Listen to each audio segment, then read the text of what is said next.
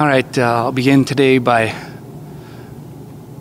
announcing that we made a couple staff changes, and these were my decisions.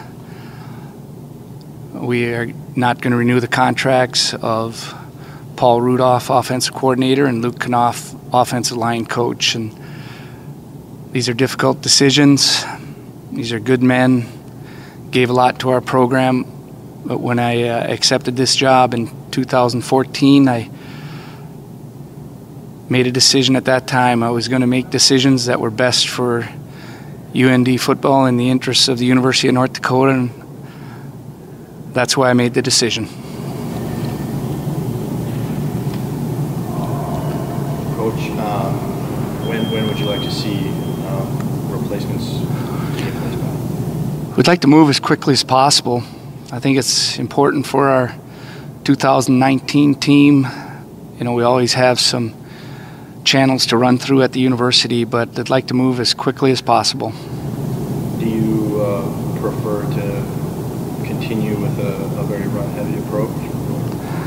We'll see. We just want to move the football consistently, and I think, you know, those decisions need to be made as we talk to potential candidates, but I just want to see us more consistent on the offensive side. As far as other coaching changes, is there anything else, or is this it for now at least? Those are decisions that were made at this point in time, and that would be it. As far as those two, how big were they in the program to get it to the point to where it is years after you were done? Well, they were instrumental. You know, we had our first Division I football playoff game that we hosted, and you know, it takes a lot of work to build a program, and I do believe we've made progress. Yet, you know, my vision for the program is to keep moving it forward, and we're going to work hard, the team and the coaches and everybody involved in the program, to do that. We want to be a tournament team, and we know that that's going to be a difficult task, but we feel that we have enough here at the University of North Dakota that we can become that. What kind of role did Athletic Director Bill Chase have in all this? What is the communication like been between the two? These were my decisions. You know, obviously, when I made decisions, I communicated with them, but these were my decisions. How disappointing was the result on Saturday, and obviously the selection committee not selecting? Well, it was very disappointing. You know, we really got off to a good start this year to put ourselves in position at 5-2, and really felt like we had an opportunity to get to 8 wins. And then when that wasn't possible, I really had a lot of hope we could get to 7 because of the landscape where things were going across the country. I really felt 7 would get us in, and I still believe that would have gotten us into the tournament. What kind of positives can you take out of this season? Obviously better than the previous season. Yeah, I think there are positives. There's always positives. You know, I thought our specialists improved, you know, under some circumstances that weren't always ideal, but they're young guys, first year out of high school. I thought, you know, there were flashes of real physical football. I felt, you know, we held scores down, and we were really in all the games with the exception of Washington down the stretch. You know, we had an opportunity to win those games. So there's a lot of positives.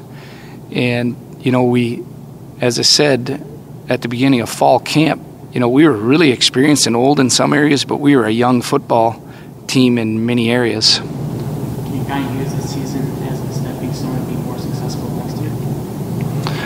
We're going to need to use this season as a learning tool. We're going to give the guys this week off, and then we're going to get back to work and start building for 2019. Because if you peek at our schedule, it's an exciting schedule and a challenging schedule for us in 2019. The meeting with the team at 2, how did you leave that feeling? What was maybe kind of the reaction? What did you think of it? Well, I think there's always some sadness when there's personal relationships that are built and then those are taken away. And it's, I guess, the business part of this. And, but we're going to move forward. I'm going to meet with all those guys and meet with the entire team before the holiday here, and we're going to move forward. Yeah, you talked about after the game that depth was something that was an issue as the season went on. How do you go about addressing that during the offseason?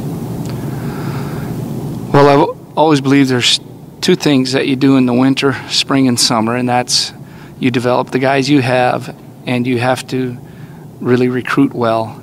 And I believe we've done some good recruiting in our program, but obviously need to improve because we are not where we need to be depth-wise for our football team to overcome injuries. Noah Larson, certainly a player that stepped up into a key role this season, and he was named a finalist for the Jared Rice Award. Just can you comment on what he's meant to this team in the successful season that he had? Yeah, a young guy that, the last few weeks he really started to play better, learn the scheme.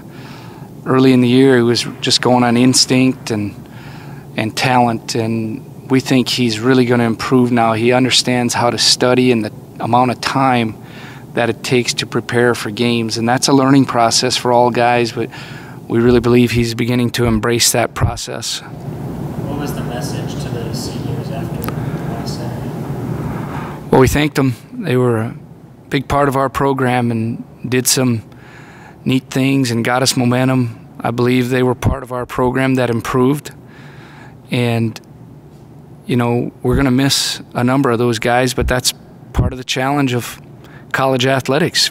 Guys graduate and move on.